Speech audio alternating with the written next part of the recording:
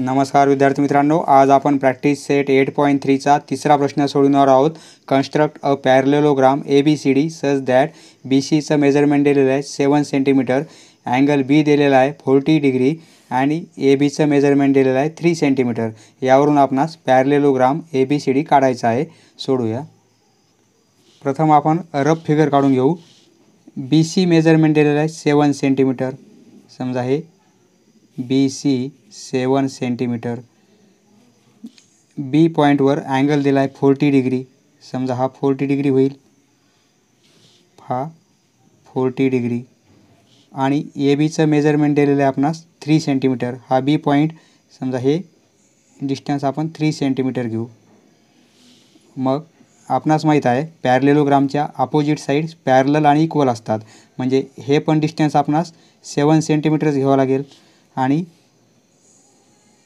हे येईल 3 सेंटीमीटर, कारण पॅरलेलोग्राम आहे 7 सेंटीमीटर. याप्रमाणे कन्स्ट्रक्ट करता येईल आपणास ABCD हा पॅरलेलोग्राम. त्यासाठी आपण काय करू, 7 सेंटीमीटरचे एक सेगमेंट काढू.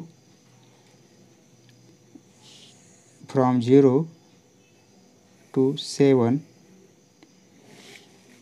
BC ने इंडिकेट करू. B पॉईंटवर अँगल काढायचा आहे 40 डिग्री आपणास. मग आता B पॉईंटवर अँगल काढू आपण 40 डिग्री.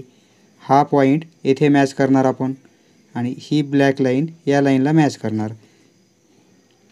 म्हणजे B पॉईंटवर 40 या साईडने काउंटिंग करणार. 0 10 20 30 40. 40चा हा पॉईंट आहे. हा पॉईंट आपण आता एक्सटेंड करून घेऊ. हा पॉईंट एक्सटेंड करून घेऊ, कारण अँगलचा रे आहे तो किती जरी वाढवला तरी चालतो. हा अँगल काढलेला आहे आपण 40 डिग्री. आपणास मेजरमेंट दिलेलं आहे AB 3 सेंटीमीटर. मग आपण कंपासमध्ये 3 सेंटीमीटर आता डिस्टन्स घेऊ. 3 सेंटीमीटर. मग B वरून आपण हा एक आर्क घेऊ. आपण हा झाला 3 सेंटीमीटरचा आर्क. ओके, याला आपण A ने इंडिकेट करू. A हे डिस्टन्स घेतलेलं आपण 3 सेंटीमीटर. आता हे आहे 7 सेंटीमीटर. 7 सेंटीमीटर. आपणास माहीत आहे पॅरलेलोग्रामच्या अपोजिट साईड्स इक्वल असतात. म्हणजे ही आणि पॅरलल असतात. ह्या BCला पॅरलल साईड काढणार आणि ती पण किती येणार 7 सेंटीमीटर. त्यामुळे आपण 7 सेंटीमीटर कंपासमध्ये डिस्टन्स घेऊ. 7 सेंटीमीटर. हे 7 सेंटीमीटर डिस्टन्स घेतलेलं आहे. आता मग A पॉईंटवरून आपण काय करू, A पॉईंटवरून या साईडला एक आर्क घेऊ असा. बरोबर आहे. म्हणजे हा झाला, हे डिस्टन्स आलं 7 सेंटीमीटर. आता ही साईड AB 3 सेंटीमीटर आहे. म्हणजे अपोजिट साईड पण 3 सेंटीमीटरच असणार आणि याला पॅरलल पण असणार. म्हणजे आता आपण 3 सेंटीमीटर डिस्टन्स घेऊया. 3 सेंटीमीटर डिस्टन्स घेऊ. हे 3 सेंटीमीटर. तर या पॉईंटवरून इकडे आपण आर्क काढणार.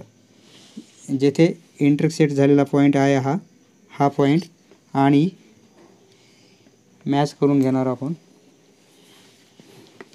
हा पॉईंट आणि C पॉईंट एक्सटेंड करून घेऊया. C पॉईंट आणि हा पॉईंट एक्सटेंड करून घेऊया. म्हणजे ही AB आणि हा पॉईंट D भेटला. AB आणि CD ह्या पॅरलल झाल्या एकमेकाला आणि A आणि D आता आपण मॅच करून घेऊ. A आणि D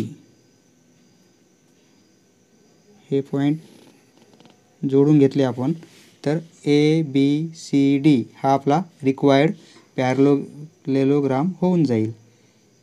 हे पण डिस्टन्स 3 सेंटीमीटर आणि हे पण 7 सेंटीमीटर.